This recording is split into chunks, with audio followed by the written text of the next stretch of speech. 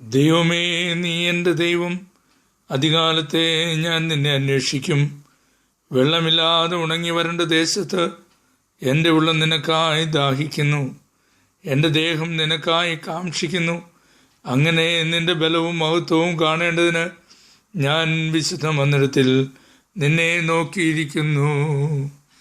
നിന്റെ ദയ ജീവനേക്കാൾ നല്ലതാകുന്നു. എൻ്റെ അധരങ്ങൾ നിന്നെ സ്തുതിക്കും. എൻ്റെ ജീവകാലമൊക്കെയും ഞാൻ അങ്ങനെ നിന്നെ വാഴ്ത്തും. നിന്റെ നാമത്തിൽ ഞാൻ എൻ്റെ കൈകളെ മലർത്തും. എൻ്റെ കിടക്കയിൽ നിന്നെ ഓർക്കുകയും ഞാൻ രാത്രിയാമങ്ങളിൽ നിന്നെ ധ്യാനിക്കുകയും ചെയ്യുമ്പോൾ എൻ്റെ പ്രാണന് മജ്ജയും മേധസ്സും കൊണ്ടെന്ന പോലെ തൃപ്തി വരുന്നു.